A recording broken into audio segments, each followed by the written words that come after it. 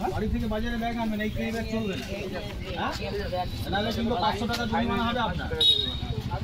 আজকে first warning, এই কালকে যদি দেখি তাহলে কিন্তু আর এটা খাওয়া যাবে, ঠিক আছে? আর আপনার ওখানে এখানে ক্যারি ব্যাগ পাওয়া যায় না, আপনার ওটা আমি প্রয়োজন হলে 1 টাকা তাও ভালো, পাবলিকের কাছ থেকে মাল দেবে 1 টাকা দাম ধরে। জিনিসপত্রের সাথে দাম ধরে, ওষুধের দোকানে যখন যাচ্ছি ওষুধ নিচ্ছি, ব্যাগ দিচ্ছে, কম্পিউটারে বিল দিচ্ছে, 2 টাকা কিন্তু ব্যাগের দাম ধরে নিচ্ছে, ছোট ছোট ব্যাগ 2 টাকা।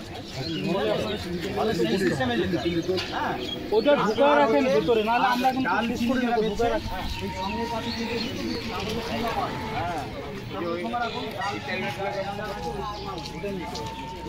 আমরা যদি নির্মল চাই।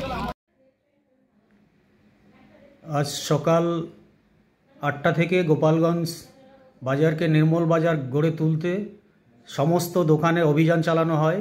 নেতৃত্ব দেন কুমারগঞ্জ পঞ্চায়েত সমিতির সভাপতি উমা রায় মহাশয়া, সঙ্গে কুমারগঞ্জ ব্লকের জয়েন্ট বিডিও পবিত্র বর্মন মহাশয় এবং কুমারগঞ্জ থানার পুলিশ প্রশাসন এবং কুমারগঞ্জ গোপালগঞ্জ ব্যবসায়ী সমিতির সম্পাদক সহ রামকৃষ্ণপুর গ্রাম পঞ্চায়েতের সদস্যবৃন্দ এবং সংঘের সদস্য সমেত আমি সেক্রেটারি মিজানুর রহমান মধ্যরামকৃষ্ণপুর গ্রামীণ উন্নয়ন সমিতির পক্ষ থেকে সকলে মিলে প্রতিটি দোকানে যাওয়া হয়, মাছ বাজার, সবজি বাজার, সমস্ত জায়গায় গিয়ে যাতে কেউ 120 মাইক্রোডেনিসের প্লাস্টিক ব্যবহার না করে এবং বিকল্প হিসাবে খবরের কাগজের ঠোঙ্গা ব্যবহার করা এবং ভুট্টা থেকে তৈরি ক্যারি ব্যাগ ব্যবহার করার জন্য উৎসাহ দেওয়া হয়।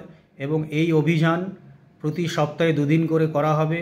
প্রতিটি দোকানকে সচেতন করা হয়, দোকানদার সকলে এগিয়ে আসার জন্য তাদেরকে আহ্বান করা হয় এবং তারা সকলেই নিজেদের বাজারকে নির্মল বাজার গড়ে তুলবেন বলে আমাদের কাছে তারা অঙ্গীকার করেন এবং আগামী দিনে খুব অল্প সময়ের মধ্যে এই বাজারকে একটা ভালো সুন্দর পরিবেশে নির্মল বাজার ঘোষণা দেওয়া যাবে বলে তারা আহ্বান জানায়।